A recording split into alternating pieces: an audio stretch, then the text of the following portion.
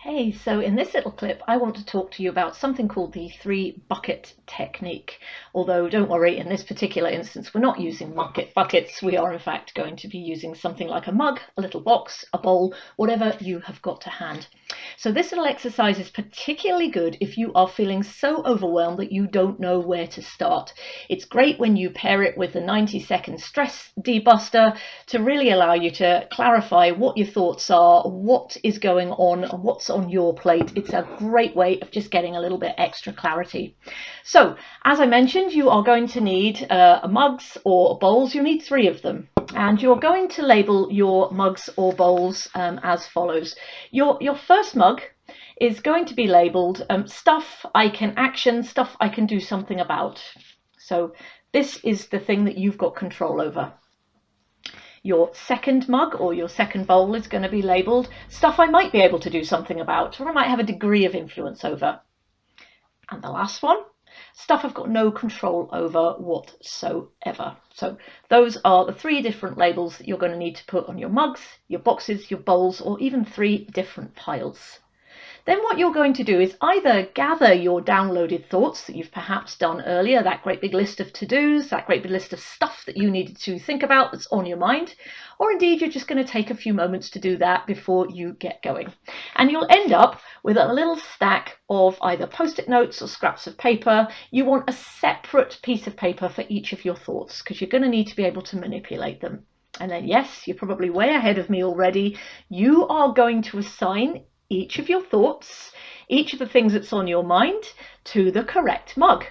Is it something you can do something about? Do you have control of that? In which case, that's where it goes. Is it something you may be able to influence? Yep, that's the mug it would go in. Or is it stuff that actually, worrisome though it is, very burdensome though it is, on reflection, actually you've got no control over it whatsoever. There's absolutely nothing you can do. Once you've done the exercise and assigned all of your scraps of paper, you'll obviously want to take a look. What have you got? Where are the majority of your bits of paper? Have they all ended up broadly in the stuff I can do something about camp? Brilliant. Have you got loads of stuff in that space where actually there's nothing you can do about it? Here it's worth noting that because there's nothing you can do about it, this is simply draining your energy. It's a waste of your time and your precious energy. But at least now you know, and you know where you are losing that. Of course, you've got that middle space as well, where there may very well be things that you can do to influence an outcome, but you don't have complete control of it. Now, to make this exercise even better, for each of your little mugs, for the first two, you're going to actively want to put them in the right order. So, order of priority. So that's urgency and importance. Just stack your paper in order of urgency and importance. And then it's simply a matter of just get started.